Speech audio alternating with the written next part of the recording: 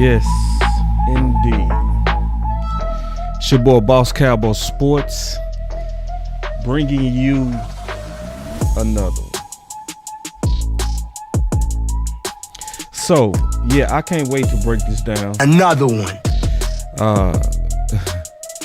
Because, you know, I sleep on some of this stuff, man. I talked about coaches yesterday, and it's the most important coach I didn't talk about. And so I'm not doing my job if I don't measure this Kool-Aid correctly. I take that very serious. So we go talk about that. Then obviously we go talk about that Myles Garrett rumors. And we'll also give you some tea on the Dallas Cowboys' new coach. So you know you can trust your boy Boss to bring it to you. Keep it all the way real with you. But I want to see, can y'all figure it out? What's the most important coach? Who is the most important coach? Yeah, I can't wait till we talk about this. Because to me, it's really not gonna all come together until we get this right. It's and I'm not capping when I say this, the most important conversation. Yes, it is. So I'm gonna break it down, man. Y'all sit back. Let me work on this stuff on the back end. I'll be right back.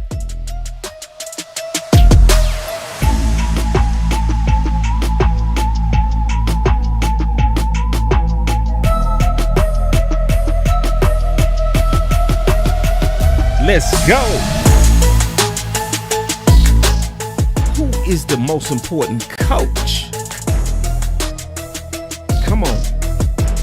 And why do we gotta get that all the way right? It's also, if you pay attention, some buzz around it. Yeah, it's been some noise around it. Yeah. So I promise y'all I'm gonna bring this together. See, cause this is one thing about my channel, man.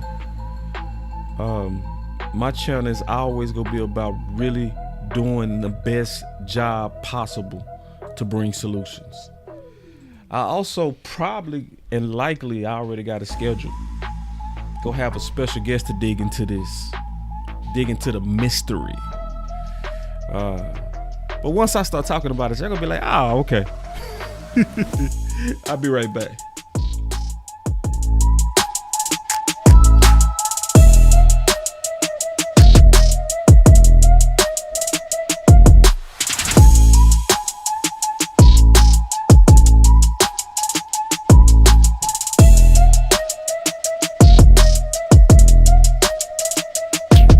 Let's go. Man, y'all come in and hit that like button. Y'all come on in and hit that like button. And we got a lot we gonna be talking about this off season. I'm talking about a lot. We gonna be digging to the free agents heavily. Trust me, we got a lot to talk about. We just getting started.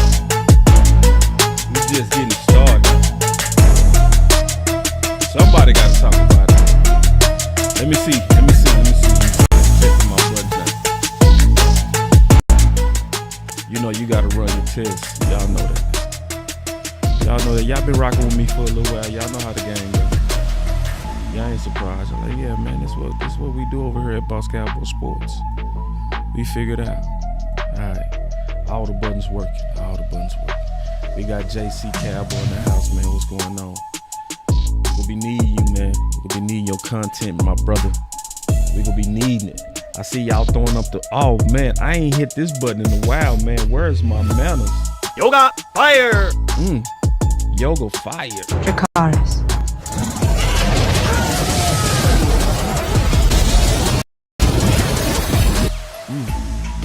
Them buttons ain't work too good, man. What's going on, man? Them buttons are kind of tripping a little bit. See them buttons be rusty. Let me try it one more time. Your cards. There you go. There you go. I tell you, the buttons be rusty. I'm telling you, the buttons be rusty. All right.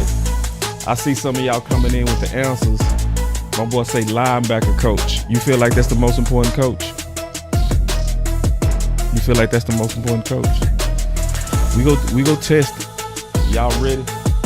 Are y'all ready? Y'all ready to get into it? All right, here we go. All right, we finna give it to you. Hey, boss got you. This is the right place. Boss got you. Boss all the way got you. All right, here we go.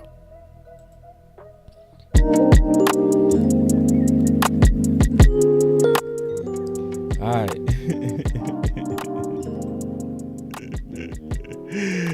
Let's go, y'all. Welcome to Boss Cowboy Sports, where your voice matter.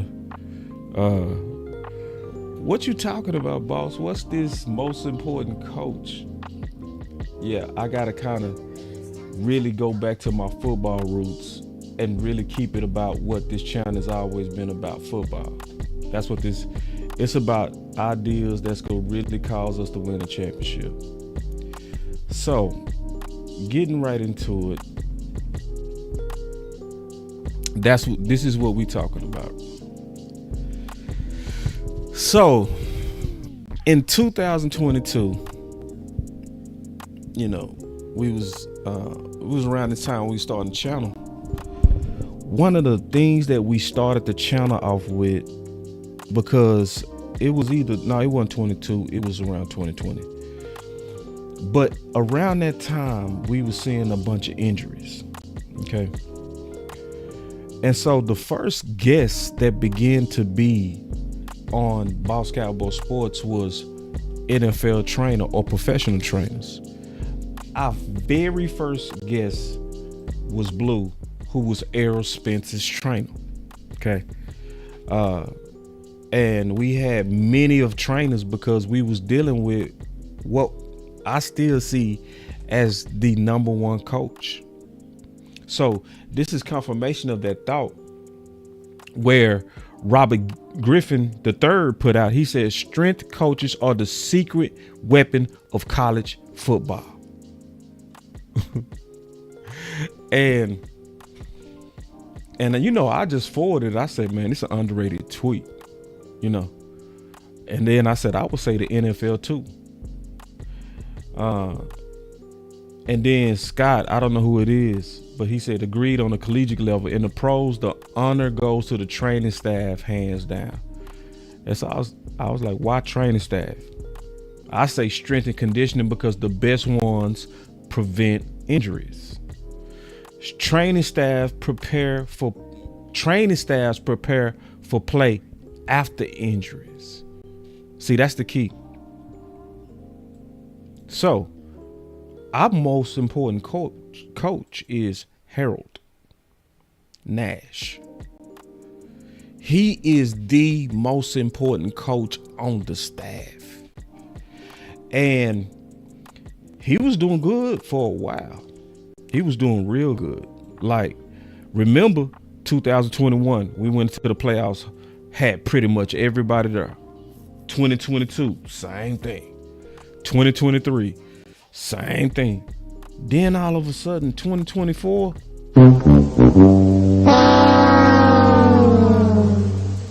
So this was one of the most important messages out there. Clarence Hill put out there. The Cowboys are retaining the strength and conditioning staff from the Mike McCarthy era, led by Harold Nash. This is the most important coach. So we've been spending a lot of time talking about these coaches. And we've been talking about, man, they doing good. They doing good. And then I got off the show yesterday. I was like, damn, boss. Once again, you didn't focus on the most important thing. I did that last week. Where I was talking about the problems, but then it was about how do you fix the problems, right? This is another one that's on that level. And I talked about that it's also noise around this that we got to keep our own. See, I know topics like this sometimes it'd be like, man, come on, boss. You talking about strength and conditioning? Yes. Your strength and conditioning coach is the most important coach.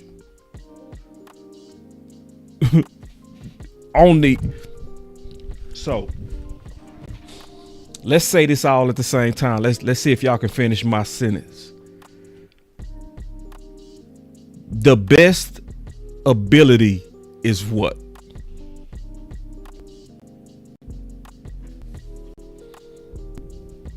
What's the best ability?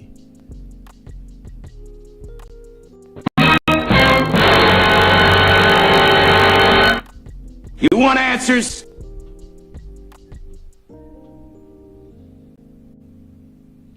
The best ability is availability, right? We've been saying it for hundreds of years. But when we talk about it from coaching, yeah. So, boss, why are you heavy on this? Why are you going to make a major call tonight to one of the best NFL trainers, I would say, in the country? I mean that too. Yeah. Y'all went crazy on that availability. See, we all know it. I just needed to throw it out there. We all know. My boy Jay Mitch, hold on now. I got to slow down. This one of the brothers in the building. When you see one of your brothers, one of my Carter brothers, what's up, boy? Feeling good, Billy Ray? Yeah. Feeling good, Billy Ray? So anyway, what's up, boy? So anyway, we know it's availability. We know it. So now I said there's some noise around this that we got to pay attention to. That's why I'm finna make a call in a second to one of my NFL trainer friends, right? This is going to be a very interesting show because it's going to likely be insightful. So check this out. Jane Slater. She said something that I don't think we paid attention to enough. I gotta ask you. You want answers? Jay Mitch, you said looking good, Lewis. Hey, they don't even know what we talking about, bro. They don't even know what we talking about. Looking good, Lewis. Hey, man. Hey. So check this out. So Jane Slater said the player also added one of the things that would help Mike McCarthy is extra help in the weight room and training room. Listen, I asked him to elaborate. More help. More like more bodies. Oh. Most places got so many hands on deck to cater to guys. Britt Brown is awesome and cares a lot, but he only has a couple of guys to help. My boy Trading Places. That's what I'm talking about. Y'all know y'all movies. Yeah, that's an OG movie, man. That's only for the originals. So he said, same with Harold Nash. Huh? Who? There we go. He calling me. Real. Yo. You live, bro. You live. How's everything? It's good, man. So I was getting them prepared to talk to you. All right. Yep. So I was making a case and I was getting into basically Jane Slater. And she was saying, and I was saying a lot of people not paying attention to this, how a player was telling Jane Slater that the weight room and the training room with the Dallas Cowboys don't have enough bodies. Well, and that I actually seen James Slater last week at the East West Shrine. Yeah. And you know, you bring up that topic, you know, and if you're at a professional organization and you got someone that that's seeing a need. It's kind of like, hey, coach, we need more protection on the right side because we can't block this guy. Well, let's add a tight end to that right side. It's that easy to fix. So it's not one of those deals. If someone on the offense recognizes, a site adjustment, we need to call that thing out. We need to execute, and we need to fix it. Right. Yeah. And so one of the things, man, that I wanted to talk about was how to fix it. Because one of the things, is that I feel like they already have a model in place that makes sense for like trainers in a DFW area, right? Because I heard Mike McCarthy say, he said and admitted that we have the best trainers in the world. You one of them. Can you talk about that? Because go ahead, real quick.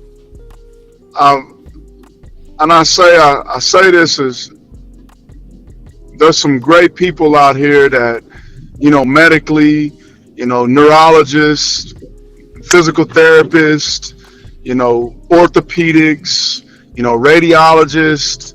It's a lot of information out there that keeps the human body in a wellness stage throughout the world, but when you start honing in on athletes, and then you start honing in on professional athletes that are football players, and then you start honing in even more on professional athletes that are football players, and then you start talking about the Dallas Cowboys, where our heart is at. Yeah. So in the DFW, you got a lot of people that do good work. They do good work, and you're doing good. You try to do right, and there's a lot of people doing right, and a lot of people in position to bring peace, because when your body's in misery, nobody's at peace. That go for you or whoever listening, or Jerry Jones, or you want to have a wellness program. From when you put food on the table, your body is a chemical of things, of makeup on the inside of your organs, of what you eat on a day-to-day basis, of how your engine and how you're going to burn energy, and how your metabolism and your thyroid and the way you burn calories at rest and when you're working. And then when you're talking about the game of football, football players and staying healthy, there's a lot of good people, but holistically, I feel like I'm the only one that have put the piece together, because I've been doing what I'm doing for 24 years now. And you got a lot of companies, the Sports Academy, Duke Mayweather, he does good work, but he ain't been doing it for 24 years. And then you got, MJP, I think they closed down, and Exos, the Exos guys and the Sports Academy guys. The NFL offseason was actually my idea that I brought to the Dallas Metroplex area about 15 years ago. Yeah. So it makes it interesting to see the ones that are trying to figure out the formula to keep guys healthy year in, year out. And as I watch and pay attention, they don't have it figured out. And that's what I want to talk to you about, bro. And really trying to solve this problem, because I was gonna say Duke Mayweather has the blueprint. He already has some type of agreement with the Cowboys. My question would be, why not you? Because it's like people like Chris Harris and Brandon Carr. When we watch them from afar, they look like natural Iron Men. But most people don't know that long career was because they was working with you.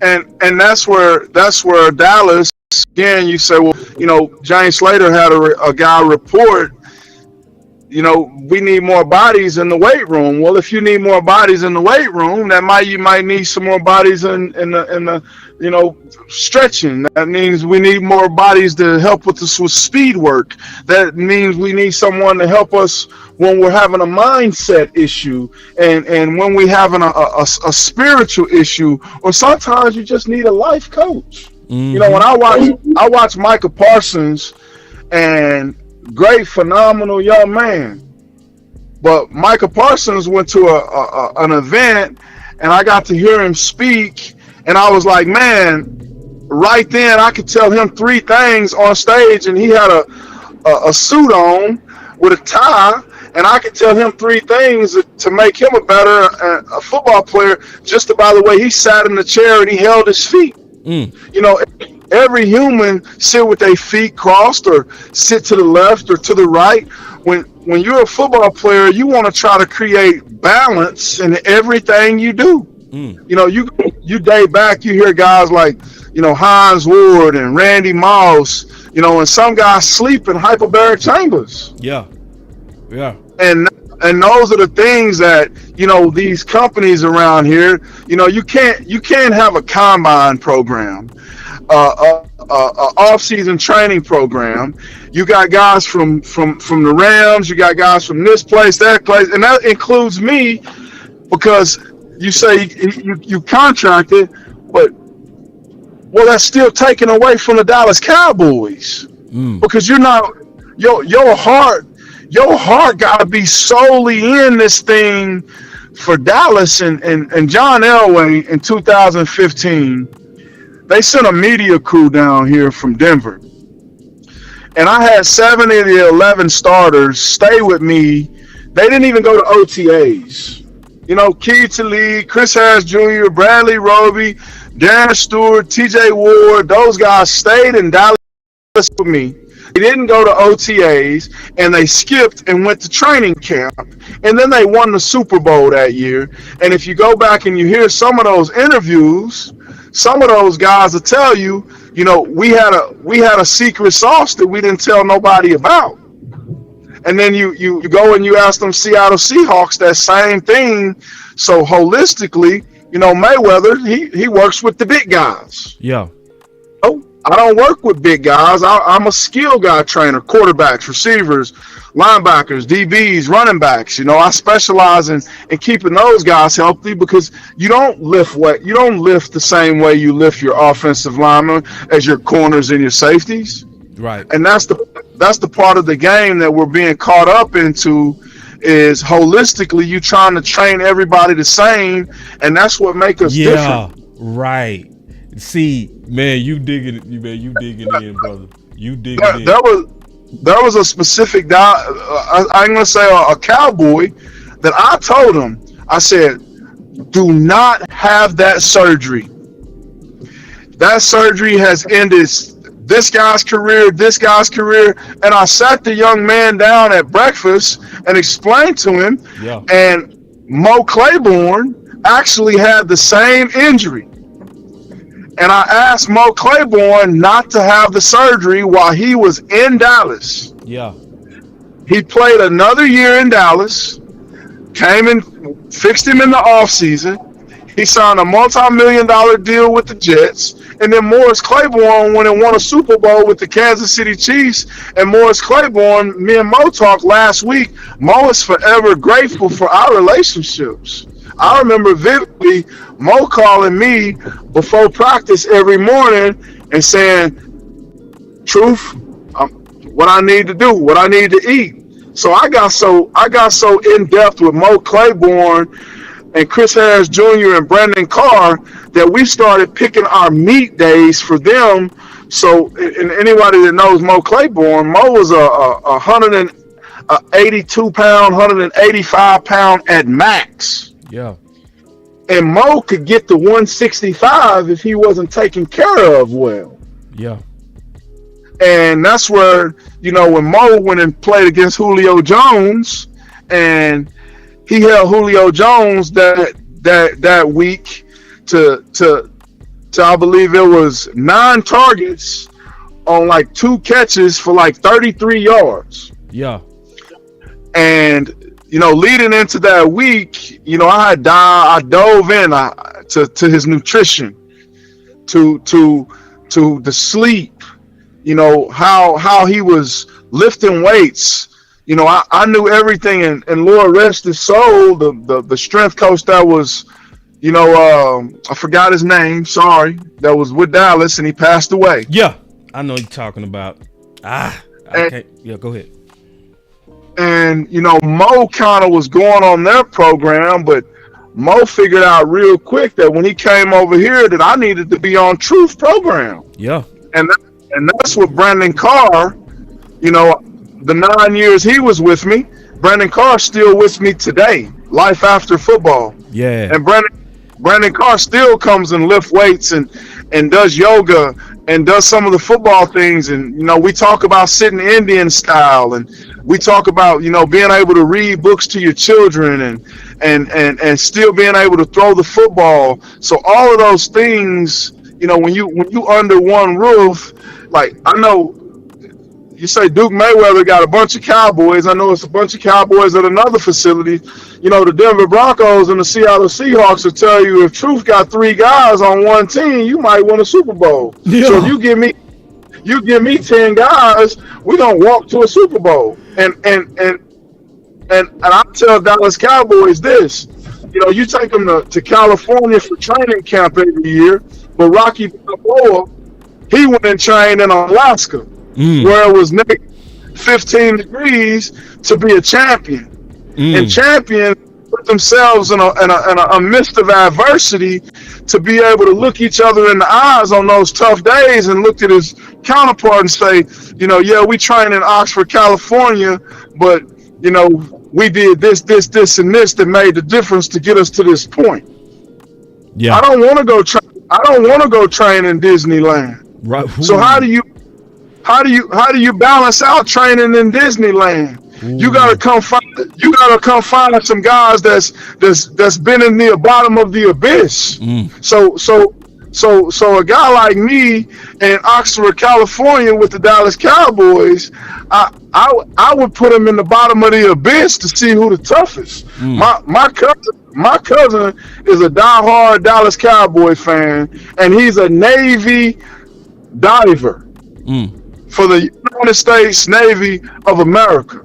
And I would invite him out to show them some of the tests we do with him and how we prepare, and what he showed me that he learned from the Navy to create a mindset in the game of football of adversity that create champions. Wait. Don't give away all the sauce, dog. Hey, wait. Hey, real. But go ahead. That's what we, and I love what everybody is doing around the city, but let's be honest, Frisco, Texas is almost Disneyland too. Oh. And I roll my sleeves up when I say that, cause it's like Duke Mayweather and the other facilities, they got nice over there at Sports Academy. Sports Academy is Disneyland at that building over there around the corner from the Star. Yeah. It's too nice. I don't see, boy, listen. Then you got that nice facilities over there. So this is what I would tell James Slater and Marcus Smith with the Dallas Cowboy Radio and Stephen Jones and Jerry Jones and Will McClay. Like, man, you think you tough until you meet tough. Oh, explain that. And what it is I'm tough. And Duke Mayweather and Brandon Tucker and Dak Prescott and Ezekiel Elliott, all of them know who I am. Yeah. But it take a certain kind of cloth. It take a certain kind of cloth to come over here and train with me. And this is what I tell them. I'm doing just fine on my own. See, wait. No, I'm trying to get you in the building, man. Don't try to talk yourself out the building. You hear me? They Jerry, just what I tell Jerry Jones and Schottenheimer. I'm not CeeDee Lamb. Say, bro, I don't want to smell your hair smelling good, dog.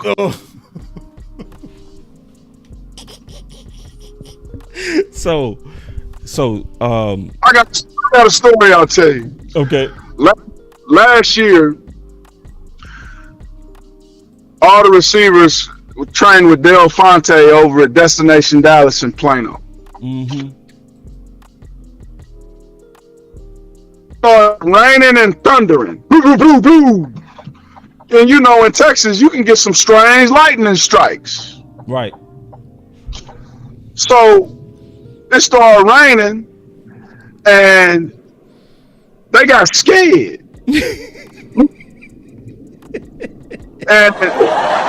and I'm used to getting up at 5 a.m. Steven Johnson last week seen the Jalen Hurts and AJ Brown and Devontae Smith running hills. So he sent me that Instagram photo, and he said it's another level to it. You had us at 5 a.m. in the morning in helmets and shoulder pads in a thunderstorm on the hill. And this is what I told those guys that day. Man, if you're scared of a lightning strike, you're not going to catch that ball in the championship game. Man, hold on. And CD was out there. And I said, man, y'all throw the football. I'm out here. God ain't finna strike none of y'all. Man, hold on, bro. True story. Hey, but real. Hang on. Then they started dropping balls. Now, Dennis Houston's one of my guys. Yeah, I got him on this clip. Go ahead. They asked Dennis Houston to stay in Dallas. Yeah. And I told you, Dennis Houston was the heartbeat and the work ethic and the mindset of the team. It's sometimes sometimes some guys bring some things to the table in the weight room, in the film room, showing up early. See, nobody ever beat Dennis Houston to the facilities. Nobody. You know what? Because I made sure, undrafted free agent, you better be there first, and you better pick up them water bottles. You better rack them weights. You do everything above reproach. So that training camp that last year Dennis Houston was here, Dallas Cowboys, you can go pull his training camp. He murked everybody. Wait. Hey, I want to bring you back to something and highlight something about you that a lot of people don't talk about enough.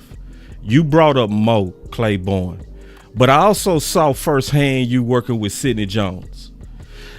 You have an extreme talent for taking players that sometimes the league has forgotten about and restoring them. Can you talk about that? Well, Mo come from LSU, not knocking LSU or SEC guys, but you know, the education level as a football player in the SEC is, let's just say, not attention to detail as much. Yeah. But Sidney Jones, Sidney Jones wants to know the detailed information, and he wants you to talk medical science with him. So he cared about what the neurologist report had to say. He cared what the optometrist and the YBT test and the functional movement screen. So I had to take a different approach with Sidney because he wanted to know the biomedical information and the detail. And that's the part where when you start to dissect, what you get from the abyss, now you go to the library. And now you have to be able to articulate and understand, like the Andrews Institute, Exos. Exos is now at the Andrews Institute running my program that I put in place with Chad Gilliland, the CEO of the Andrews Institute Hospital. Right. So Bus Cook, one of the major agents, Bus Cook says, my son's in Southern Miss, Braylon Braxton, the quarterback, so I got a chance to talk to Bus, and he says, yeah, you're the one that Exos wants your game plan for the NFL offseason program. I laughed at him, and he didn't know that he was saying that to me, but I was like, dang, that's ironic that he says that to me. But, Sidney Jones came over, and he was a young man. He pulled his hamstring, he said, over 30 times. Yes. He had growing issues. He had shoulder issues. He had neck issues. He had confidence issues. And when he came to me, one of his teammates in Philadelphia said, Sid was in the grave in his football career. Yeah. And I linked up with the strength coaches in Philadelphia. I was right. Yeah, I was right there. And this was throughout COVID. Yeah. And they had to leave Sydney in my hands that year, which was my first year with Sydney. Yeah. Yeah. And Sydney started to begin to play his best football, and he didn't have no football issues. Sidney Jones had body issues. So Mo Claiborne didn't understand zone coverage. I helped Mo understand zone coverage. Yeah. And taking care of his body. Sidney Jones knew zone coverage in the National Football League, but he didn't understand how to protect his body because he's been a soccer guy his whole life that transferred to football late. Yeah. So then that's where now you have to teach Sid a different dynamic warm-up. You have to teach Sid, how to clean properly, how to squat properly. And you would think a guy that's a second-round draft pick, would already know these things. So Sid got himself to a point where he ended up winning a Super Bowl with the Philadelphia Eagles when Nick Foles was the quarterback. So I've been around enough Super Bowl champions, Chris Harris Jr. and the Bronco guys and the Seahawks guys and the Philadelphia guys and the Patriots guys. J.C. Jackson's another one. I thought Dallas was going to take a chance on J.C., but I understand why they didn't. Yeah. But you ask about Sidney Jones, we did some tests that, I have some friends that are doctors in the city that Dallas is probably the organization. They don't utilize the information, and it's not that they don't utilize it, is they don't know. Yeah. Like Duke Mayweather and Bill Ford and Exos, they don't know what I know about the NFL body and how to stay healthy and create a mindset of development for champions. See, and that's exactly what make you different, bro. And see, because you training Gen 2 right now. You one of the main reasons I became even higher on Genty. It's more so I know as long as he working with you, he gonna have a longer career. And not just Genty, but now you got Elijah Arroyo just went down to the Senior Bowl and freaked the Senior Bowl. Yeah. And they're saying we ain't seen a tight end like this since, and me and Braylon Braxton, like, Elijah Arroyo's daddy called me every time he get a catch, thanking me so much. and this is what I tell him. Yeah. I need Elijah to hurry up and get back here so we can continue to work on his NFL muscle development. And that part becomes the nutrition of what every player is eating on a day-to-day basis. If you got dreadlocks, you don't necessarily even need to do neck exercises to a guy that's got a clean cut haircut, because having dreads alone strengthens your neck differently than a guy with a bald head like me. You different, bro. I'm just gonna say that right now. You different. Like, what you saying right now is not normal insight into all the things that have balance, because that's what you started with, balance, right? I'm seeing a lot of people in the chat, they keep asking about our players. What would be your plan with a guy like Diggs? First thing you do with Diggs, that's the easy part. Chris Harris Jr. broke the record coming back off ACL. You can call Chris Harris Jr. He lives right here in Frisco, Prosper, Texas, and you can interview him, and he'll tell you that Dallas Cowboys is crazy, because he'll say Real Truth's supposed to have been in Dallas 10 years ago, but I'm thankful that he wasn't, because I was able to break the record coming back from an ACL injury. Number one, that's what we would have done with Diggs. Chris tore his ACL, and the year he came back, he made a Pro Bowl and signed $42 million, $25 guaranteed. I watched Diggs come back on the football field and take a step back as a football player. And I told you that he's training with the Ja'Cory One-Way guy, who's a 5'3", 155-pound guy that got amazing footwork, but he's not a holistic guy. And Diggs needs a holistic guy. When you say holistic, you saying somebody that bring the health as well as the training aspect to the champion it takes to be a man, because he got a young son. You know, my sons, Elijah Arroyo, Ashton Genty, you know, and then we got 5 stars in the city that I just left from Lone Star High School that's training with me too. Yeah. So it's Diggs is an interesting product because he switched to defensive back late. Okay. And his muscle development as a pro needed to be customized from ankle up. And his hip over knee and knee over ankle trajectory of every time he makes a movement is different than being a receiver. Right. Yeah. Absolutely.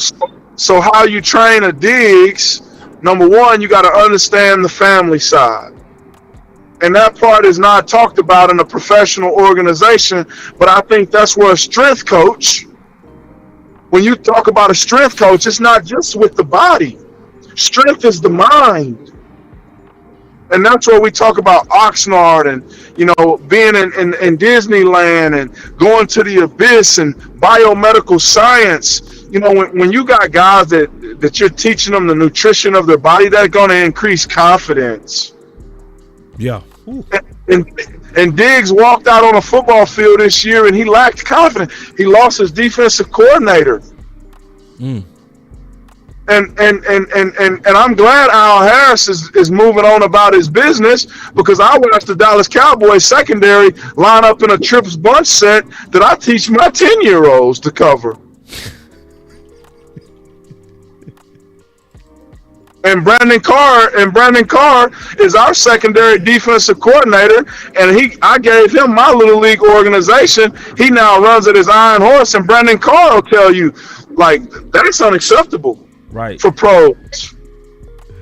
That the wheel of 2 is running wide open in the biggest game of the year. Yeah. That comes from the strength coach. That's the mind. And that's the part that everybody is missing. And that's why our quarterback play is behind. No one's training the mind. Everybody wants to train the body. I don't train the body. I train the brain. Hey, real truth. I got proof of everything you said, bro. I ain't gonna show your secret sauce, but I saw you up close, like with them listening drills. Bro, I know you telling the truth. I've been out there with you. You know what I'm saying? Like how you train the mind, bro. Well, and I got that from Dr. Andrews at a seminar with Dr. Randy Nadeau. And yeah. Dr. Nadeau, Dr. Chalmers, Dr. Sams, you know, I got our own doctors, so I'm medically, I have a lot of information, one, to protect the body, but the mind part of it, mine came from an atmosphere that only come from I'm gonna just call him where Clark Kent from, Superman and them. Hey, real truth.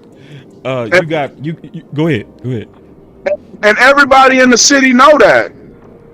Everybody in the city know that.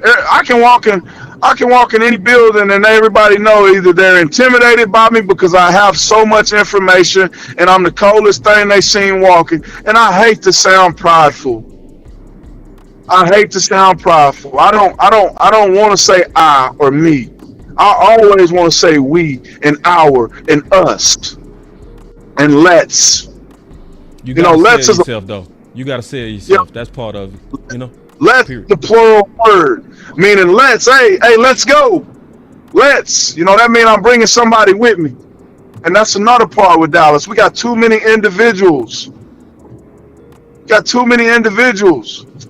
And somebody got to be the head coach, and the owner can only do so much. Jerry Jones, you ain't hired the right strength coach. Yeah, and listen, it might be a way for y'all to work together. That's what I'm pushing for. I'm pushing for that. I'm calling the Duke Mayweather. You know, they already had a blueprint. They need to assign that, in my opinion. I would love for somebody to talk to you, reach out to you, you know, and talk about it, bro. Because it's a couple of questions that I have. Two more if you got time. I'm good. All right. I saw way too many, in my opinion, ACL injuries, right? 1, 2, sure. But when you seeing all these ACL injuries that's happening over and over, what's going on with preparing those athletes, in your opinion? One, you got receivers, you got guys like Diggs that you don't come out of the off season with rigorous cutting on grass or turf. You gotta stabilize, and you gotta have an understanding of phases. And the phases is part of my intellectual property, that you got 7 phases of training in the off season. And the guys that's been around me know that we follow a formula. And we follow that formula, and you stick to it, because in Brandon Carr, being a Dallas Cowboy, he played 13 years in the National Football League and never was injured and never missed a start. And that's because we go through a process. And you go through that process and you build up. And the old school way of lifting weights and the frequency and the intensity and the things that they're doing is the reason why we're having so many injuries, not just ACL, but all the joints. Yeah. And then I would also ask my football players, you know, will you please start driving with 2 feet? And every human needs to start driving with 2 feet, because over time, using that right leg, it doesn't matter who you are, your right quad becomes so over dominant than your left side. So we got a muscle imbalance created out the gate because we're not taught to drive with 2 feet. Bro, my left hip hurt right now. I swear to God. Drive with 2 feet. Yeah. That's part of your. And that's where, you know, when you're sitting at a table, I need every one of my guys that handle a ball. If you catch a ball, if you run a ball, if you can intercept the ball, if you tackle a ball, every time you sit down for dinner, I need you to use your non-dominant hand. I need you to brush your teeth with your non-dominant hand. Jerry Jones, you at your age, right? We're trying to keep his brain as healthy as we possibly can. So it's little things like brushing his teeth with his non-dominant hand that'll keep him from falling. Eating food is with holding his silverware with his non-dominant hand. It's just motor control, and it challenges the opposite side of the brain. And again, you don't train the body, you train the brain. It's simple. Lauryn Hill said, "It could all be so simple." You want answers? Say, make it hard. man, you gonna keep singing, bro. We love these Cowboys, man. We love these Cowboys. My mama loves the Dallas Cowboys so much that she me a Dallas Cowboy hater. Straight. Say, my Straight last up. question, bro. My last question, bro. I pray with everything in me that you and Michael Parsons some kind of way link up, bro. I swear to God. He ain't tough enough. Wait, hold on, man. Let me sell it. He ain't tough enough. Man, hold on. Let me push back at you, bro. Let me tell you why I think y'all a perfect fit. Because he love muscle confusion workouts, bro. Well, this is what I'm gonna muscle confuse him with. Dropping that hook to curl. Dropping, understand how to wall vertical 3. Go sit underneath number 2 in them flats.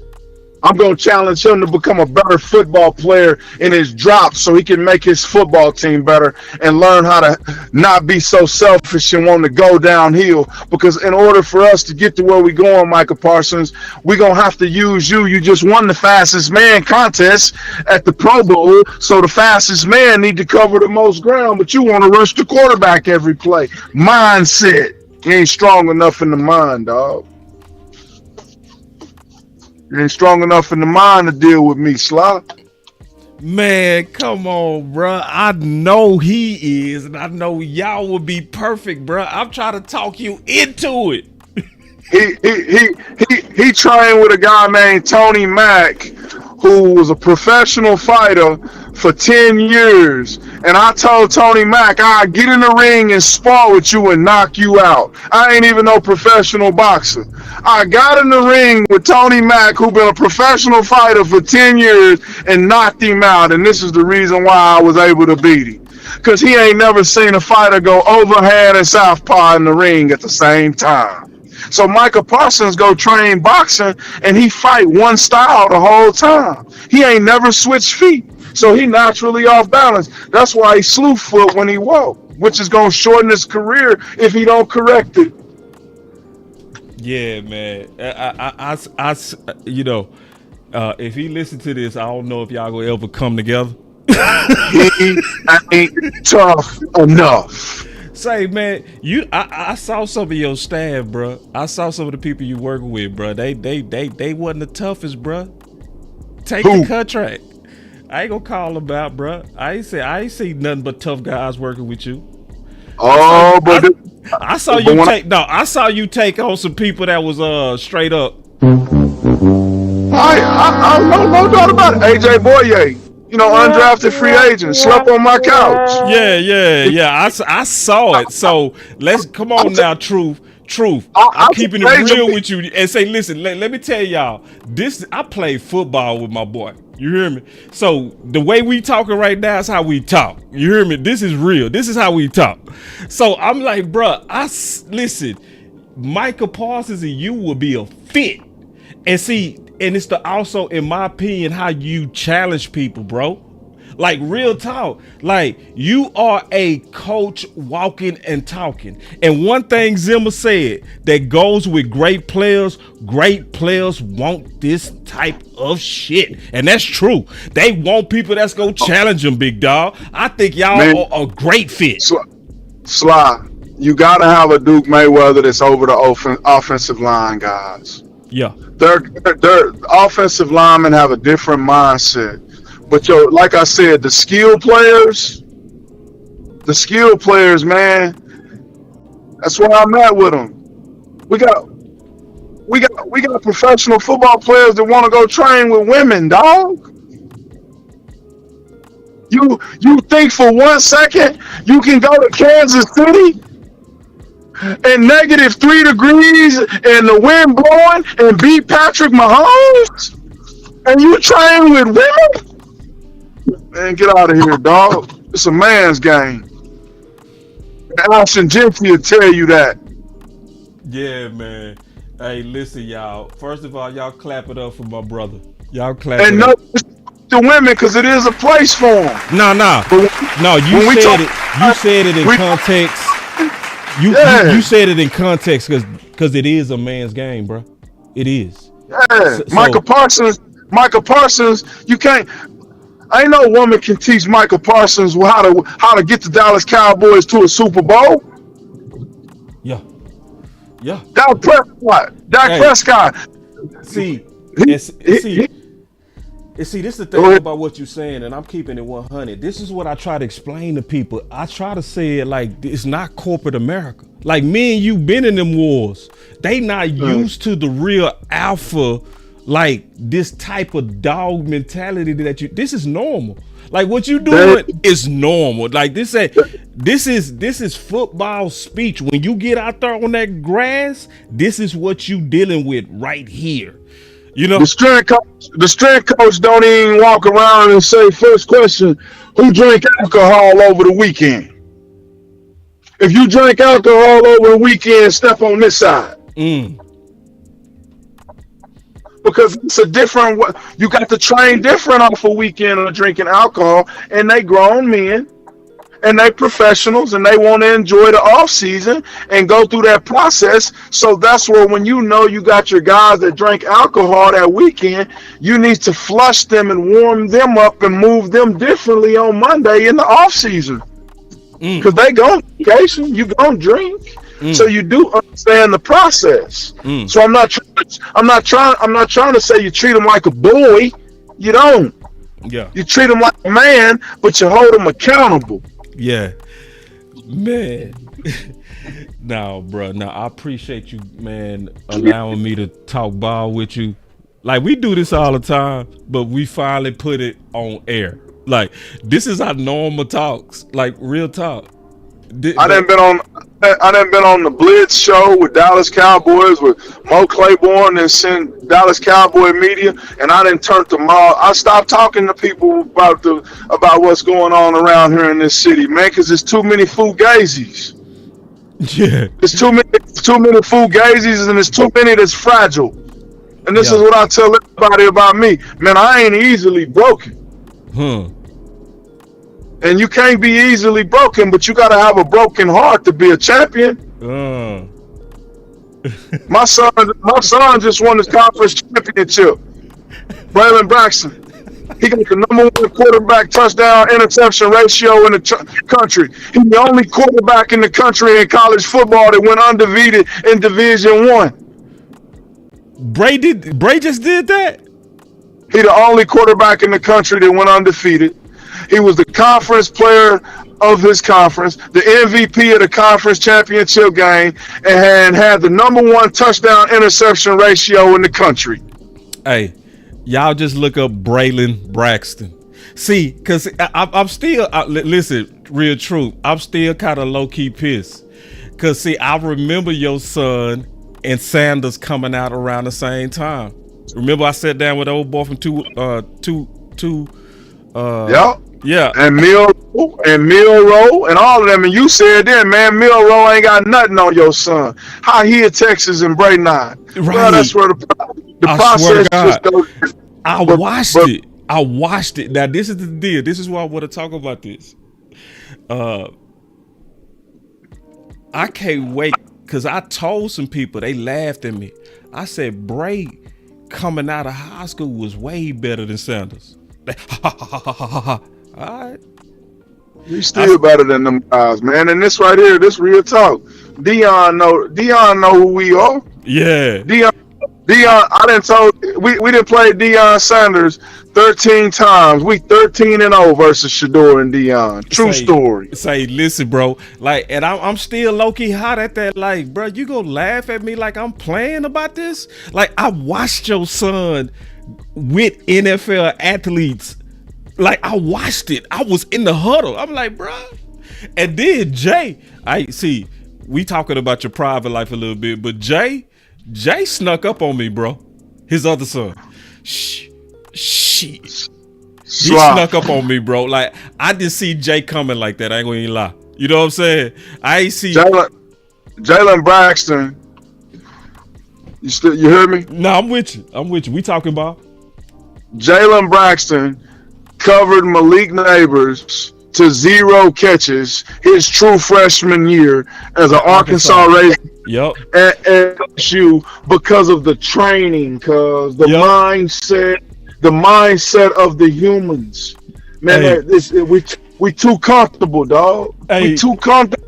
Hey, but before you go, bro, can you is it okay to tell that story about Jitty with your son?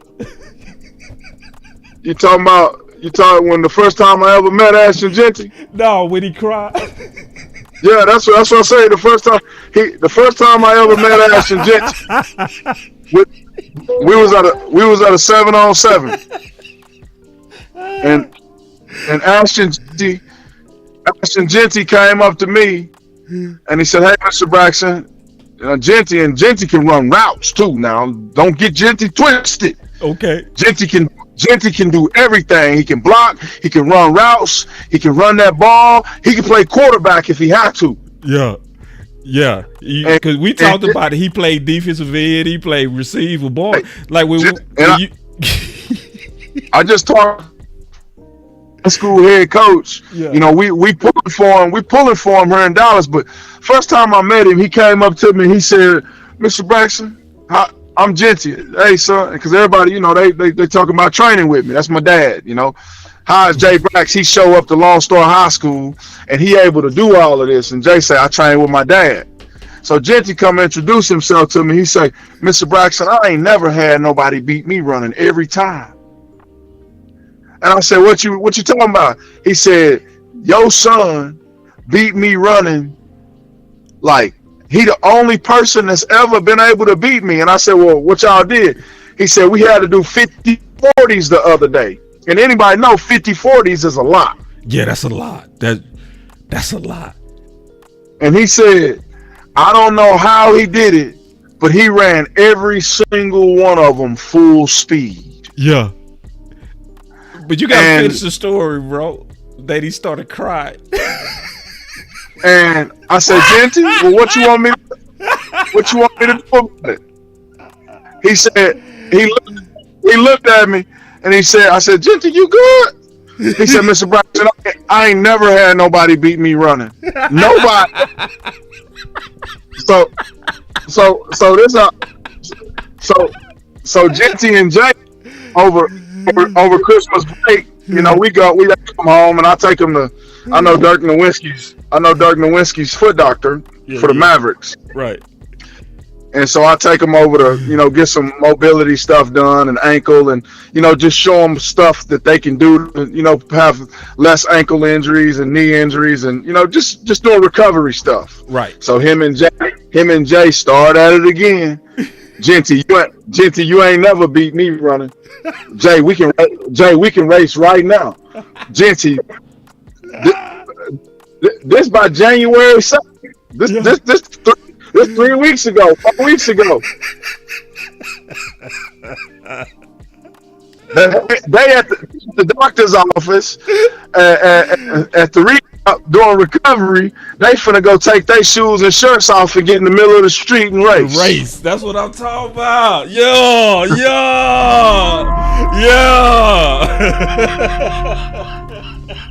Say, man. So anyway, bro, man, I'm gonna let you go, bro. I gotta finish this content, bro. I'm gonna make my pitch for you, bro. So I appreciate, man, you blessing everybody with your knowledge. It's not I'm forever grateful for what God has done for me in my life, and if an opportunity presented itself to go work with boys, you know, contractually, I would have to put some things on paper for them to understand what it takes to be a champion in 2025. Because I'll be honest with you, Andy Reid is the only one I've seen that know the formula right now. Yeah. And I'm not gonna leave Spagnola out either. Yeah. And Jalen Hurts and the Philadelphia Eagles, they have to come with a mindset of excellence that I don't think AJ Brown, me watching the season throughout this year, he's gonna be their hiccup this time, and that's just me seeing early in. I hope you're right.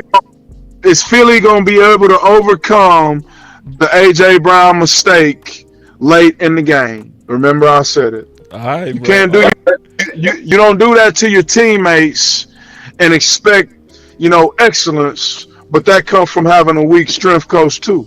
The strength coach, when he was reading that book on the sideline, should have went over there and snatched that book off his face. The strength coaches in the National Football League is weak, man. All right, man, appreciate the call, bro. For real truth, bro. Yep. I'm gonna holler at you, boy.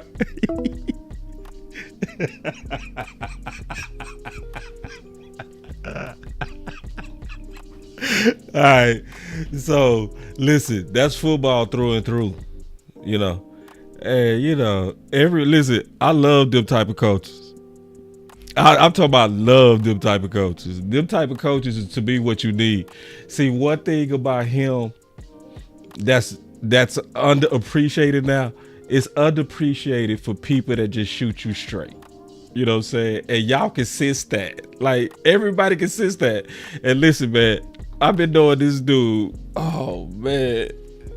And I'm talking about how his sons are, how he trained his sons to be. When I was working out with him, we was at the University of Houston playing football together. He was just like his son. He never let nobody win not one rep. I ain't never meet somebody so greedy in terms of winning every rep, every time. He got some cool stories, man. Some stuff he did while trying to work out with Will McClay and stuff, man. So, but anyway, man, let me get back into this content. Yeah, and my boy OC, he just texted me. He said he's gifted. No, it's a real life gift on him. This is a gift. See, this ain't something y'all can listen. It's a gift when it come easy to you. See, it's certain things the OC does. It's just because it's easy to him. It's certain things that I do, like me making these complicated things simple. It's because it's a gift to me. I teach. That's my thing. You know, that's my gift. You know, with him, my boy was born to be a professional trainer, born for it. And what people are sleeping on is his ability to cause in a violent game people to have long careers. If you tough enough to deal with the unorthodox ways of how he's going to train you, you are likely going to have a long career. I'll open up the phones. Let me just blow through this content real quick then, and I'll open up the phones common sense. I'm going to blow through it too. But I want to go back to the big point that I was making. And I'm dead serious about this. I'm dead serious about ideas to help us win a championship. I'm so happy to see the OC text me because this is how the OC and I started. We started off Boss Cowboy Sports. Our first shows was all about strength and conditioning. And so let me tell y'all my story real quick. I'm gonna blow through it, then I'm gonna get through the phones. The reason why I actually went to the University of Houston is because of this man right here, John Lott. Because I had a separated shoulder and my shoulder would pop out when I would play. And it took a lot of courage to play on a separated shoulder, right? And I ain't gonna never forget, John Lott came to my house recruiting me to the university. And the main reason I went to the university versus other schools that I was highly recruited from was because of this man. And he told me something. I was thinking about it today, man, almost like it almost got emotional because this man set my whole destiny. This man, John Lott. And he looked me in my eye in my den and he said, Marcus, I know you love football. We watched your tape. We also know you're dealing with that shoulder. He said, this is why you need to come to the University of Houston over any other schools that's recruiting you. He said, you need to come there because of me. He said, you need to come there because in 4 years of me being a strength and conditioning coach for the University of Houston, we've only had 2 major surgeries. He said, you want to be an NFL player? I'm going to help you get there. He spoke right to my heart. He spoke right to my concern. And I signed with the University of Houston because of him. Sadly, this is the same man you go see if you watch the NFL Network and you watching the NFL Combine. You go see this man, John Lott. And John Lott, sadly, when I went there, he was so good. He was so good that he got promoted to the Jets my freshman year. And I only had really one off season with him. I went through the season with him. And I can instantly know why. With him, it was no major surgeries. I'm going to tell you what he did. What he did is he isolated me. He isolated me and anybody that had any kind of issues, shoulders, knees, anything. He said, Marcus, you're never going to do bench press as long as I'm here. You're never, ever going to do dumbbell press as long as I'm here. And you're never going to do incline. He said, you're never going to do that. We can still work those same muscle groups without straining your shoulder. He was very, very, very, very particular on every one of us. He isolated us. So then he got promoted to the Jets. And then obviously he became famous in the NFL, right? But he ended up going to the Jets. And then all of a sudden, his second in command took over. And what did he do? Instead of isolating us, he threw me in there with everybody. I began to do bench. I began to do incline. I began to do the dumbbell, everything that was straining my shoulders. And then I noticed the other guys that was isolated, he just threw them in to the group. Just threw them in, go work out with the DBs. All y'all doing bench. All y'all doing da-da-da-da-da-da-da. What started happening? Just guess what you think started happening. What trended up immediately? What trended up? Injuries, surgeries. So I went to the university because of this man, and that man left. And guess what? I end up having shoulder issues. So when I'm talking about, I can show you my scars. I got surgery. You know, I can show you my scars. So when I'm talking about strength and conditioning, I ain't just talking, man. I ain't just talking. This is real life experience I'm talking about, man. I'm talking about living this too. This ain't just something me and the OC decided to just come up with to be cute, some content that's gonna be trendy. No, these are solutions that we really know go help the Dallas Cowboys. And we talking about the most important coach. And we talking about the most important issue. The most important issue is Harold Nash and what James Slater was talking about. That's why Real Truth was so pivotal today. Y'all clap it up for the homie. Clap it up. Clap it up.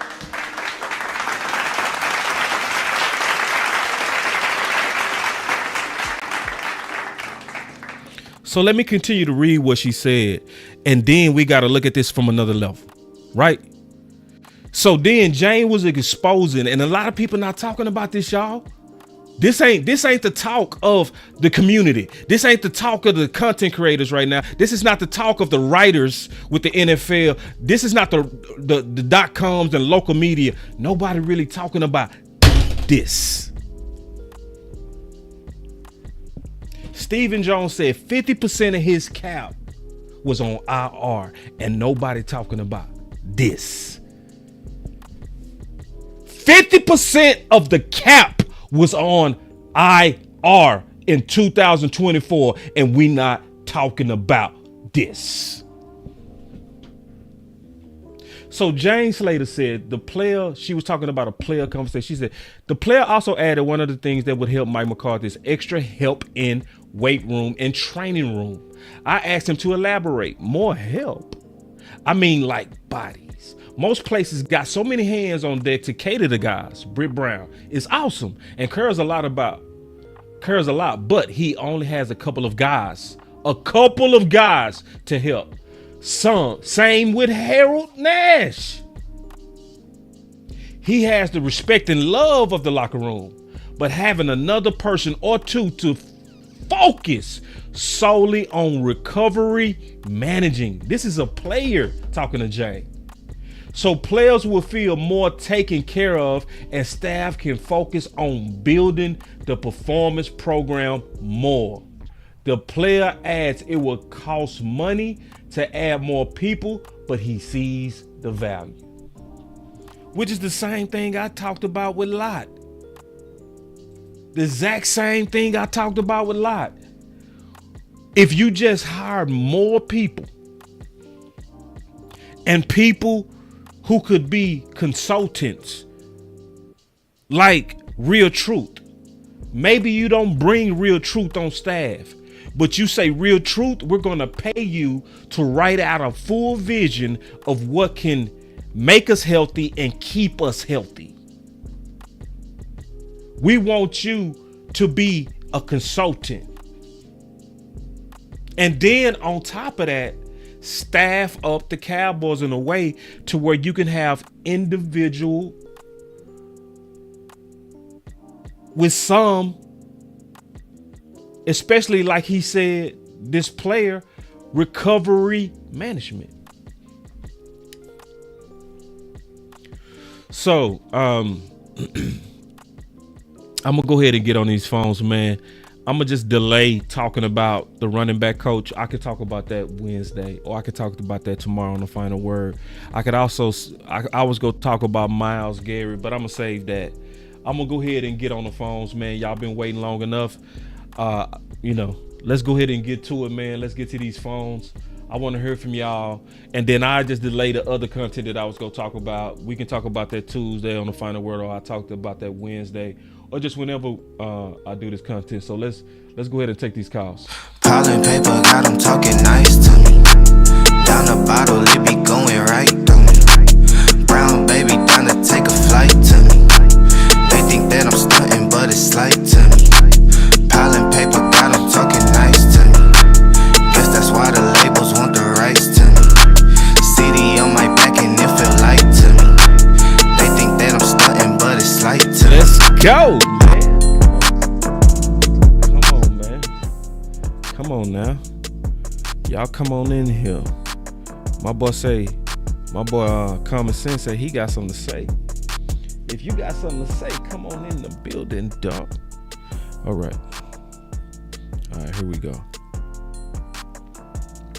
Common Sense, I see you, my brother. And since you was the first one to ask to open up the phones, we gonna start the phones off with you, Common Sense. What's up?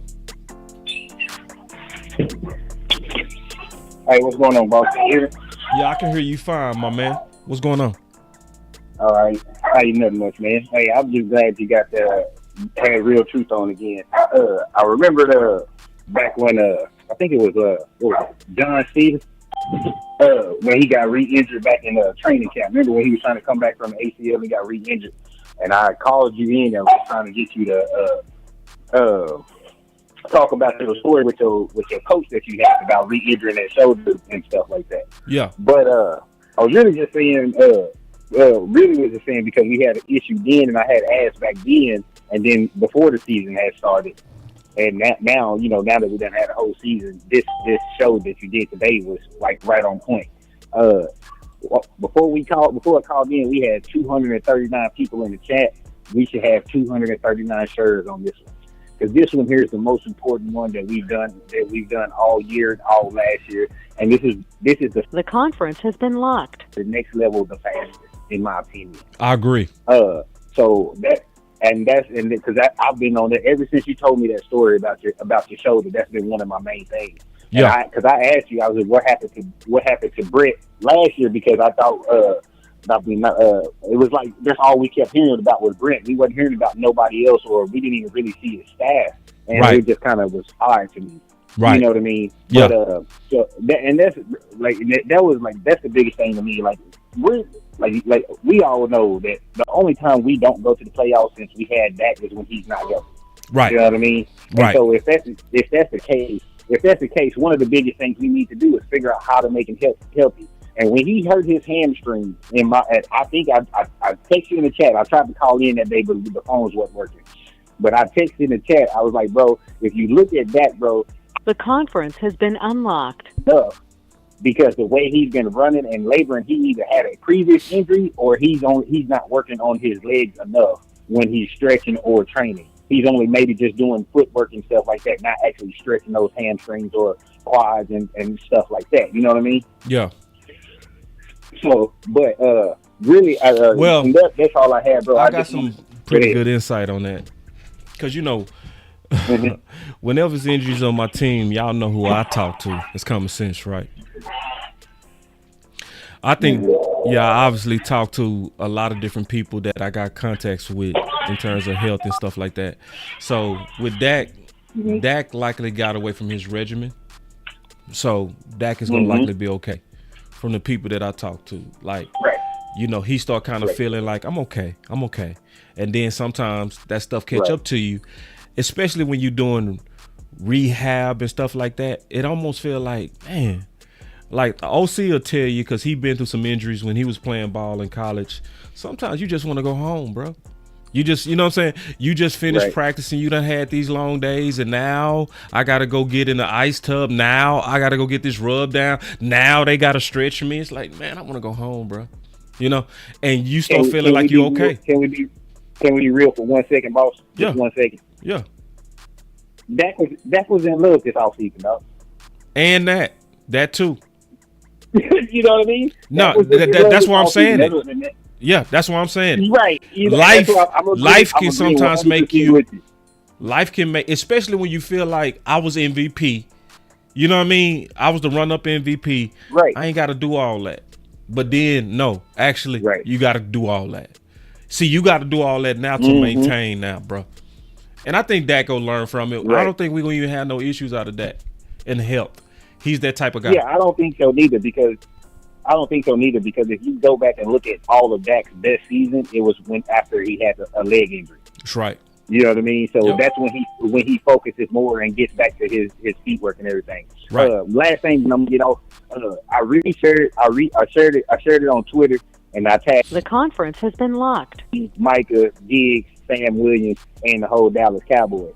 I just need you to get on there if you want to reshare it or whatever. But I just need you to get in there and put Real Truth's contact information in there, and that's all I need, bro. That's I'll the only show reason why y'all I Real Truth. I'll show you his information right now.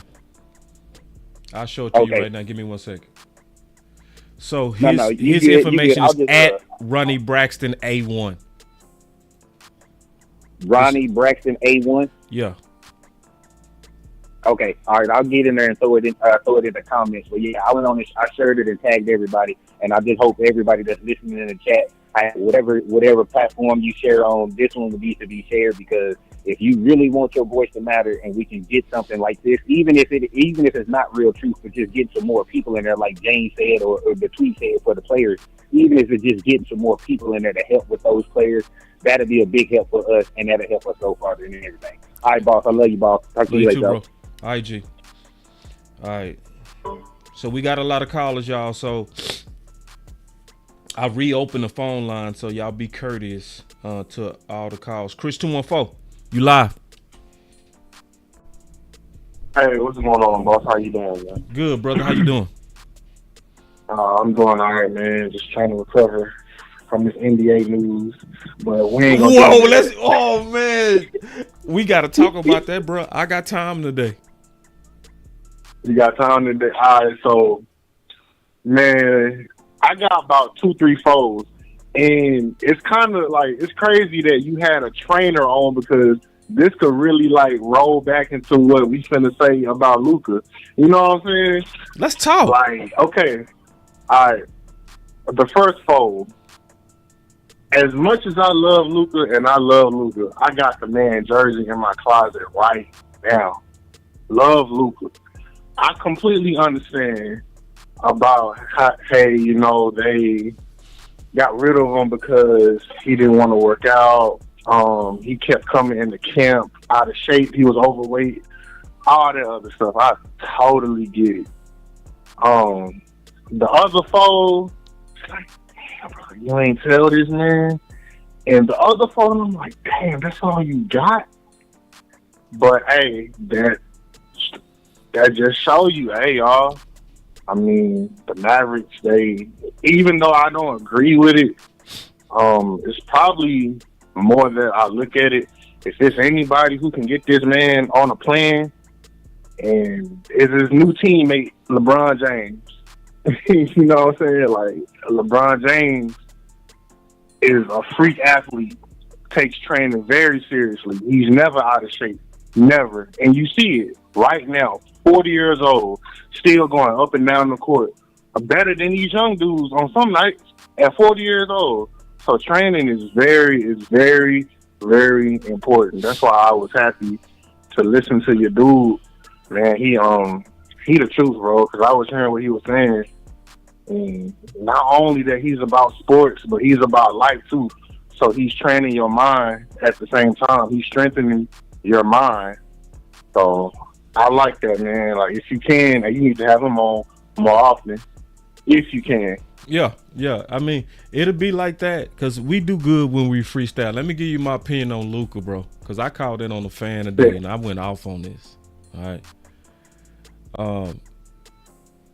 Dallas did exactly what they supposed to do. So yeah,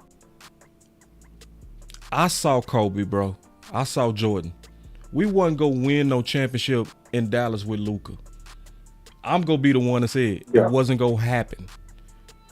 Cause see, when you come out of the finals, you supposed to be so competitive that you do almost everything you gotta do to go right back. Okay? So I saw Jordan them build a gym when they lost to Detroit just to go against the best in the world. It was a gym that only NBA players could come to. And that was a part of their prep for the season. You know what I'm saying? Jordan them played defense consistently. You know what I'm saying? They wasn't getting blown by in the finals, bro. They wasn't leading the league in techs. Their team wasn't running back on D and they was woofing at the refs. No, Dallas was the wrong place for Luka because we was so thirsty for a superstar that we didn't hold him accountable like they're going to do in LA. I'm just being honest. LA is not going to tolerate what we tolerated here.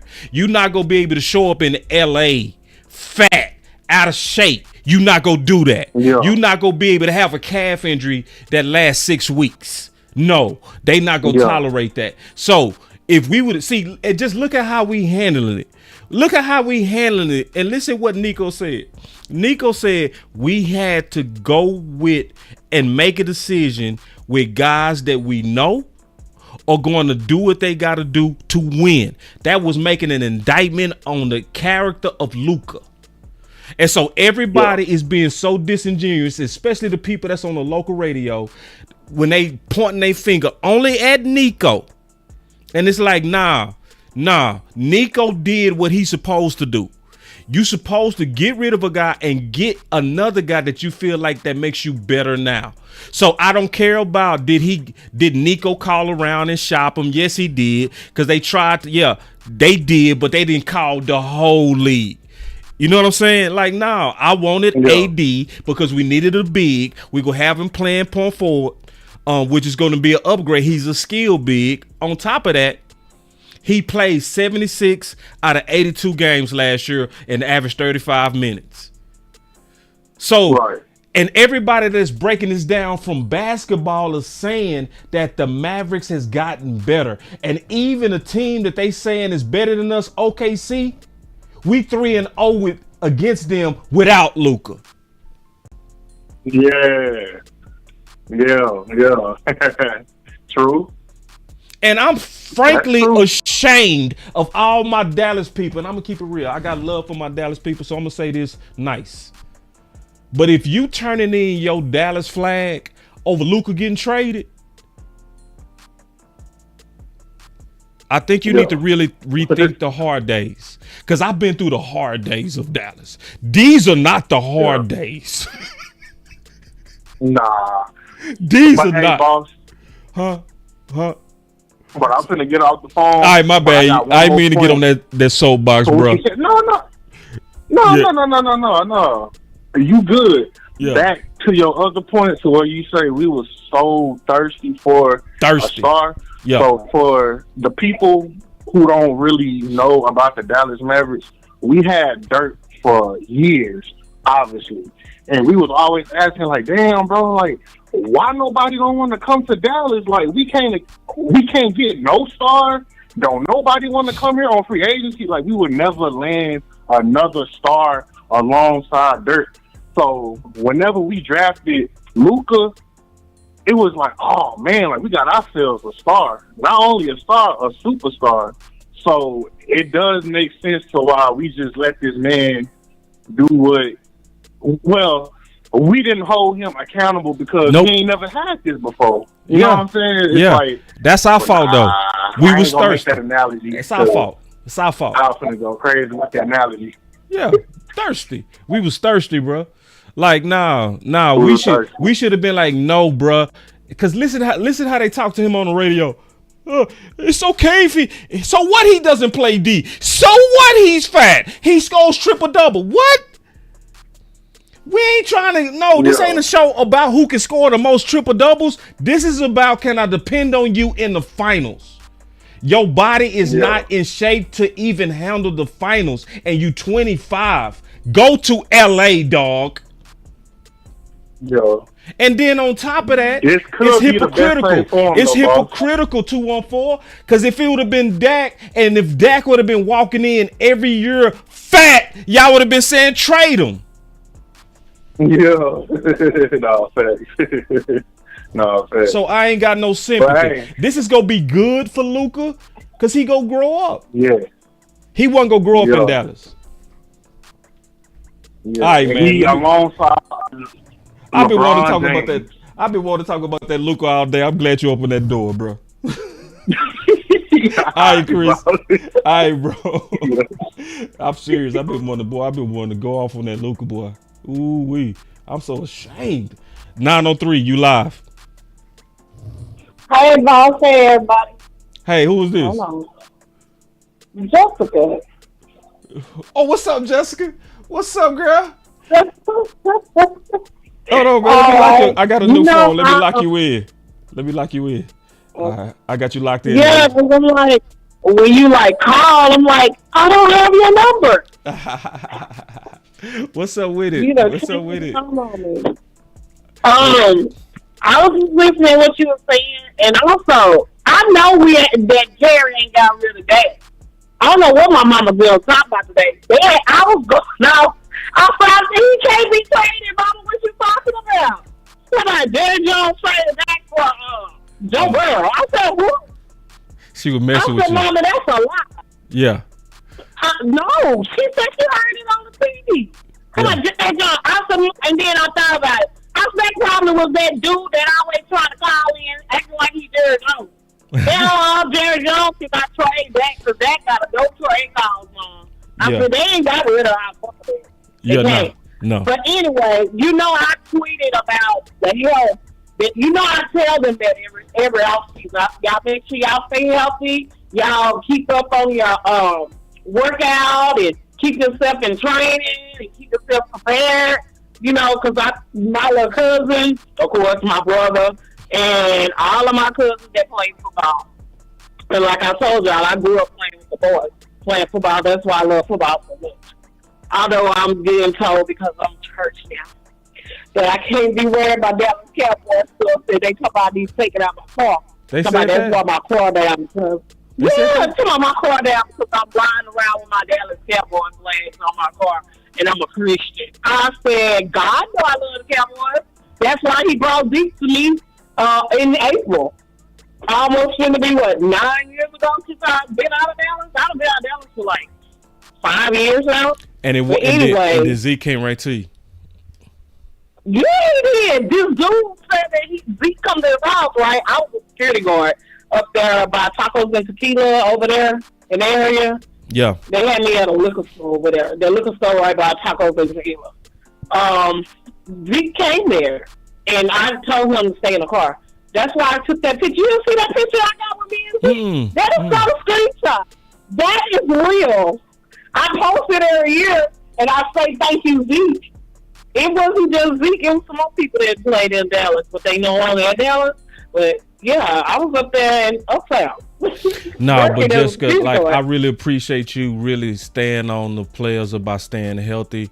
We need that, and we need you to continue to be the person that you are when you encourage them. And I tell them, boss, I be tweeting that on Twitter. I say, our boys matter.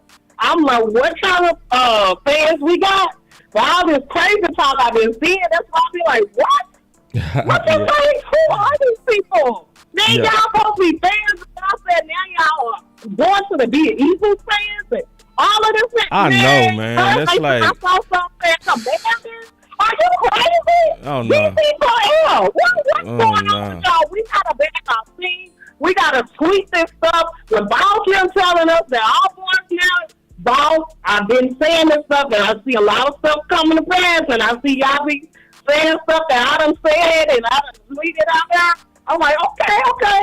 Like boss said, Law said that this coach that we got, I said, look, we need, that means whatever else quarterback needs. Us six people on that team that's going to help him win. How do you expect him to win it by himself? no, he It can't. takes the quarterback. It takes the offensive line. That got hurt because the offensive line, he didn't have nobody out there to protect him. That man was getting him left and right. And they expect that to been out okay. He didn't get hurt because he wanted to be hurt. And then I'm tired of them talking about his money. Okay, all quarterbacks get paid. So why we got to be talking about our quarterback? We talking about coaches now. Then they complain about the coaches. Now first they say we need to get better coaches. Now we get better coaches. Who this? Who that? We don't know this man. Well, you cannot. I'm drinking the Kool-Aid ball. I'm drinking the Kool-Aid ball until we're proven different. I'm on this Kool-Aid. I listen to y'all. I hear y'all. I hear my sister Ann. I hear my sister Sid. I hear all of those ladies. And, I don't get to see y'all tweets. If y'all on Twitter, y'all need to find me and send me a friend request or something. Because I don't know y'all. I don't see y'all tweets. I only see them when Boss Mill retweeted. That's why I comment on it. And when I be talking about, I'm not talking to you. I'm not talking to Jason. I'm talking to the stupid cornballs that's up under y'all. Y'all know I ain't talking to y'all. I'm always saying y'all, the other people to listen to y'all. Yeah. But anyway, y'all, I mean, how about them Cowboys? How about them Cowboys? Boss, I'm enjoying it, man. Y'all keep on telling, man. Y'all keep on I got you. enjoying it. I got you, Jessica. Good call. Love I appreciate y'all. it, okay? That was a good call, man. Y'all know Jessica, she bring that fire every time, man. She full of energy. Coach Q, I'm going to say you for last, okay? 469, you live. Hey, what's up, boss? I just got this to say.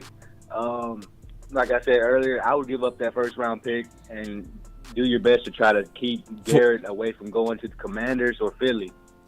Ooh. Let's be honest, Garrett won't go to the AFC. They're not going to trade Garrett in the AFC. He's going to go to the NFC. Man. Keep him away from the Commanders at that. You got all that cap. Who is this? All them picks. Who is this? Life's crazy. Oh, Life Crazy. What's up, boy? Yeah. I just had this to say, honestly. I mean, yeah. I would rather take Garrett for the next 4 years over Genty. Let's be honest, people. I mean, yeah. Running back in the second round, in the third round, and we can get a little an assassin, from free agency, maybe. Sign Daddle. Who? I would do that in a heart. I think we have a real good shot if we really serious. Yeah, man. Life Crazy, absolutely. Good call, bro. All right, appreciate it. Life Crazy, man. I like it that Life Crazy, Jessica. I love it. Coach Q, bring us home. What's up, boss? What's up with it? Boss, me and you same age, we love the same team. Me and you remember when the Mavericks for 7 years in a row was garbage in the 90s. Ooh. Yes. Remember, I mean, dude, like we remember that we was like Minnesota where we have a top 5 pick and that dude would be a bust. So, man, it was the hard days. I heard you, dude. Listen, boss, I'm so proud of you on Wrong 5-3 the fan. You heard me. Bobby needs to suck one. Wait. Bobby needs to suck one. Whoa. Wait. Dude, I said it. He needs to because he was done talking about picks. Dude, he must not remember the 90s when we had all these damn picks. All the picks was garbage. It's true. It was hot garbage, boss. Dang.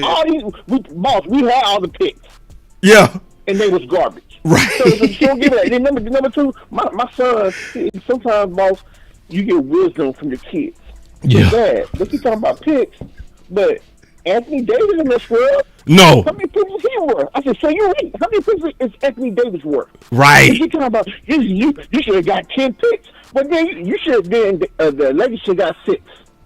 Hey, that dude ain't no scrub.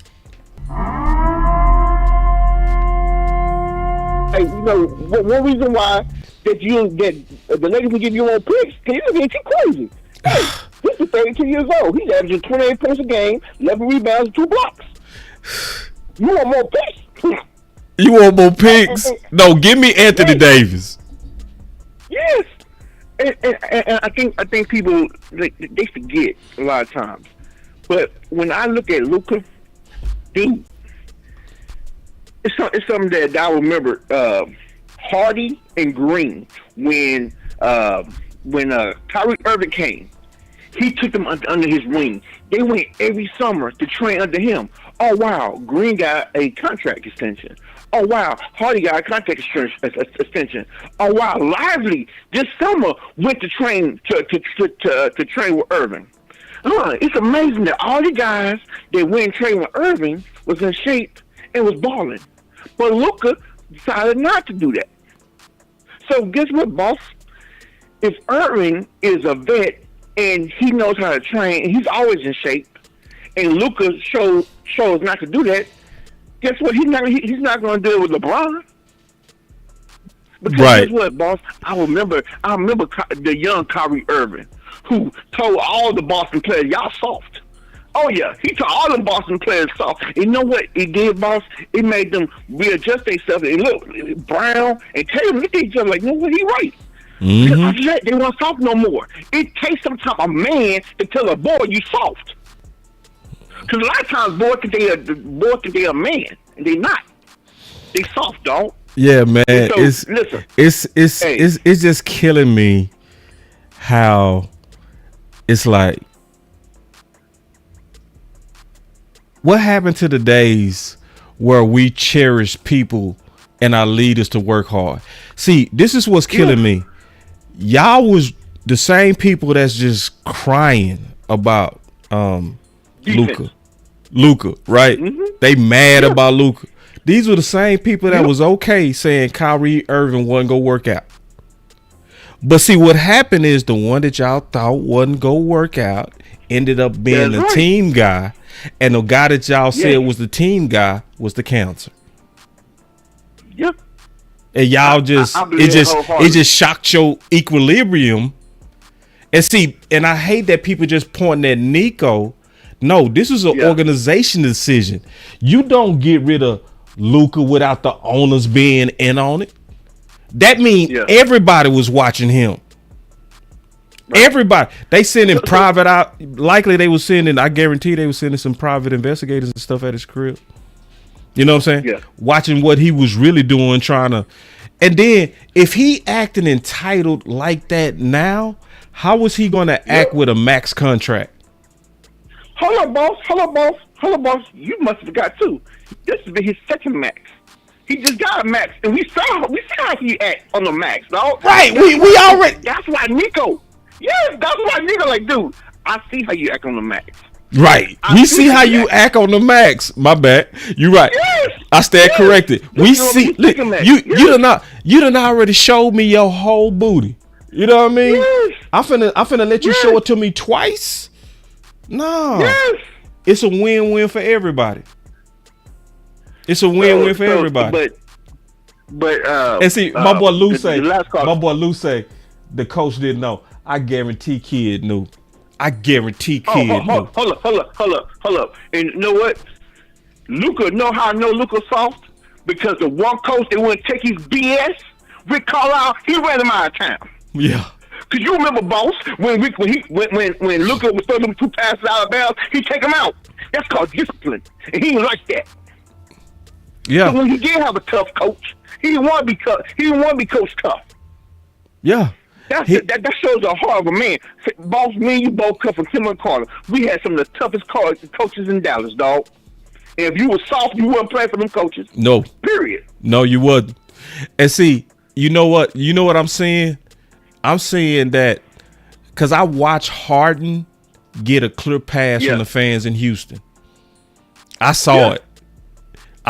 Like Harden would melt down in the finals every time. Melt down. Bad D, bad all, looking drunk, right? And Houston would always, let's run it back with Harden. Like, nah, bruh. You not gonna get over the hump with them types. Like, if you not willing to sleep in the gym, if you don't got that Kobe, if you ain't got that Durant, Clay, I'm talking about the heart. You know what I'm saying? That stealth. Like, well, I'm gonna be ready to play. You know what I mean? All them texts. Dude, you sitting up there arguing with the refs when everybody getting back on D, and we tolerate that? Yep. And boss, they actually lost games. They lost games, dude. So you lost games because of the way you act. You still do it. And you still do it. Give a care about nobody, dog. Yeah, it's to me. Listen, for everybody that love Luka, I'm not mad at your love for Luka. No, I'm not. I will say this: he the greatest basketball player of this era. He just needed to get out of Dallas. He gonna do better in LA, cause LA is not gonna take that, man. LA, no, they wasn't even tolerating LeBron. Now every city in America would have just welcomed LeBron and his ways. We would have took it all. LA was like, no, the standard is Magic and Kobe. You have to do it a certain way here. That's what Luka need out there. Like, and I'm gonna tell you something. The NBA is getting ready to be better because of this drama. Like, we have created a rivalry. I can't wait to see Luka. I can't wait. And I can't wait to see Luka. And I'm not in love at all with just how skillful he was if we can't depend on him. Yeah. I don't care how skilled you are. I'm telling you. But the Myles Garrett thing, man, listen.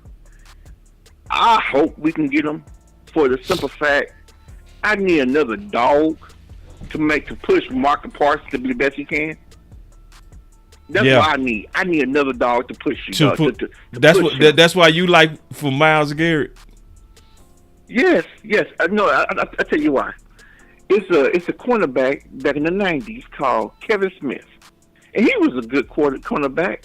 But when Deion came on, that boy became great. That's true. Because when there's another dog, when you're a dog and another dog comes and trying to take your territory, dog, hold on, wait. Let's talk a little ball on this then. I didn't expect to talk about this. I was gonna say this to tomorrow or Wednesday. Let's talk a little ball. So if we get Myles Garrett, what happens with Sam Williams? What happens with Nealon? Dude, I tell you what happens to him. It's a team called the Denver Broncos, and they had a great guy named Hall of Famer named Miller from DeSoto. Yeah. But when Hall of Famer DeMarcus Wright came in the house, him and Chubb stepped up. Why? Because a big dog was in the house. And showed them little dogs how to be a big dog. Wait. And Chubb did. No, you right. Let me push back a little bit, just a little bit. So, without Myles Garrett, Michael Parsons, without Sam Williams, and missing Marshawn Nealon and DeMarcus Lawrence, we was leading the league in sacks when Michael came back. Would that be over allocating resources where we might be able to do, let's say, a weapon for Dak and a running back?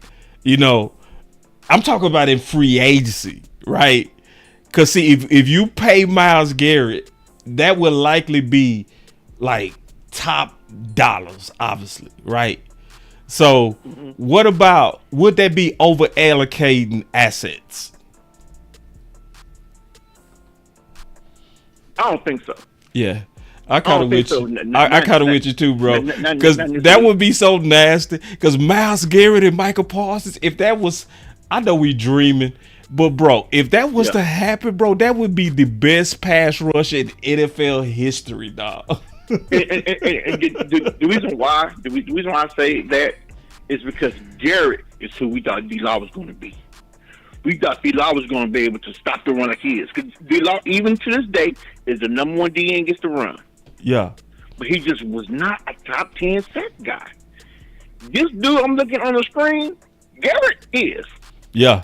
He's what we hoped for. He's what we thought that Law was. He is manifested right there. Dude, listen. Yes, sir. All day long. Wait. He would be our Chris Jones. He would be our Chris Jones, dog. I definitely agree with you, bro. I definitely agree with you. It's an interesting, fun conversation. Cause I would then push back just a little bit more, just a little bit. I think I like my team, just me, with Sam Williams, Marshawn Nealon, and DeMarcus Lawrence over Myles Garrett. Because Myles Garrett would cost around the same thing.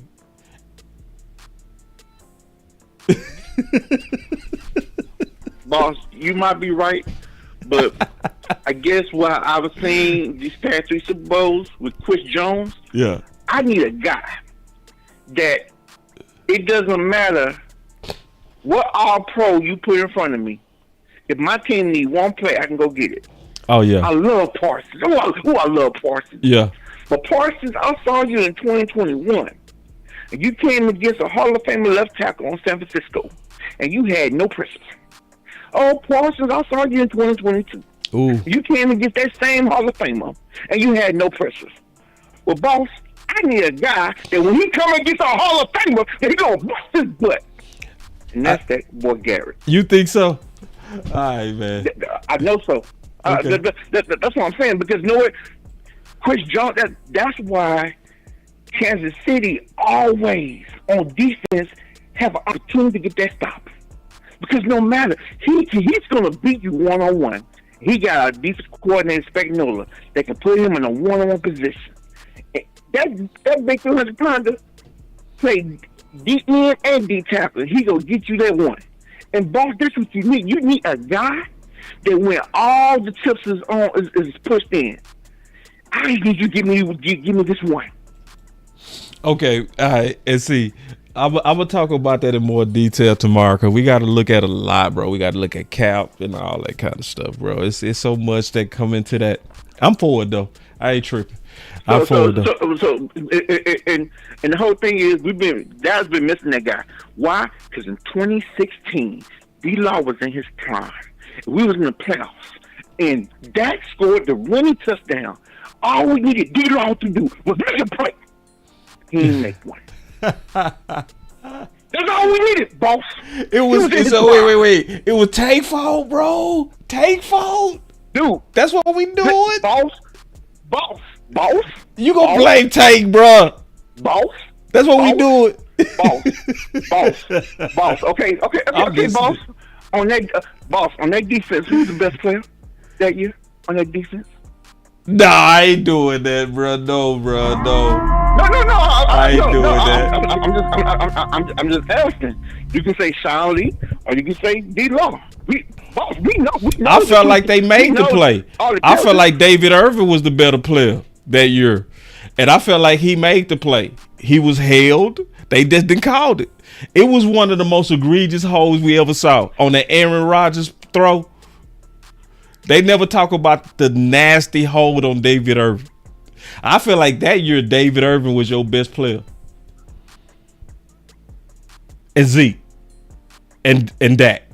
All three of them. Mm-hmm. Boss, I hear you. I ain't lie though. Did I lie? I think they did make the play. I think David Irvin made the play. But boss, I saw Chris Jones get held.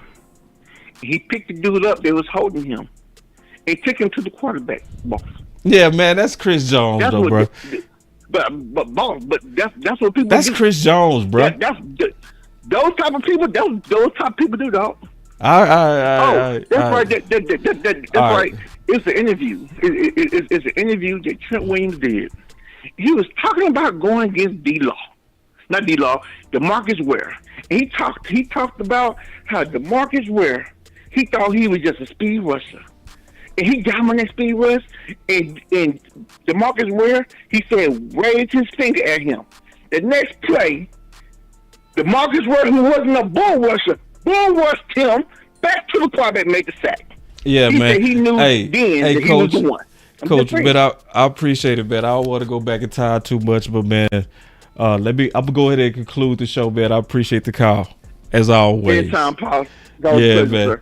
That's Coach Q from Oak Cliff, Texas, man. All right, y'all. So great calls today. And listen, y'all, if I made you upset on Luka, that's my opinion. You know, you ain't got to agree on that. And if you think different, that's fine. I just gave you my opinion. That's okay. You know, sometimes we see it different. That's okay. You know, I just disagree with that. But the most important thing today is that we are trying to bring to light and bring focus to something, to me, that's not discussed enough. You saw James Slater talking about that it was a player that brought out that concern. It was a player that brought out the concern of the strength and conditioning coaches not being staffed up properly, so that certain players can maybe get a little bit more individual help to help them play better. Just frankly, just simple, so they can play better. The key word that, let me go back to it. The key word that this player said was recovery management. Recovery management. So this is something that we got to keep our eye on. And I just appreciate all the love y'all show today with Real Truth. We need y'all to make sure you like this type of content and share this type of content, because this is kind of out the box. You're not seeing a lot of people discuss this, even though it's kind of in broad daylight. And I would hate for us to be, for lack of better words, snuck, right? I want us to be able to see things coming, address it, put the pressure on the right things. And I really did think about this, man. I was like, boss, you did it again.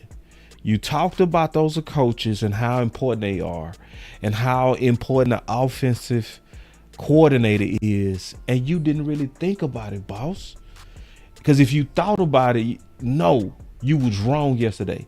You said with boldness that the most important coach was the offensive coordinator, Clayton. But he's not. The most important coach is Harold Nash. Dallas, what are you going to do to support it? What are you going to do to have consultants like Real Truth, where you can put him on a Duke plan and where you can really help us get to 6? Because that's what it's going to take. What are you going to do, Dallas, to help your most important coach? Boss Cowboy Sports, where your voice matters. Love, moving too bossy, we don't tread softly, but not flossy, the streets that taught me, moving too bossy, we don't tread softly, but not flossy, the streets that taught me, I'm just trying to get my nigga paid. We came from Section 8, and I knew I was at since the 2nd grade. Man, I swear my time is coming, cause I'm never late. Came from broken homes and broken dreams to getting paid. Love, dollar bill, listen close, this is not a drill.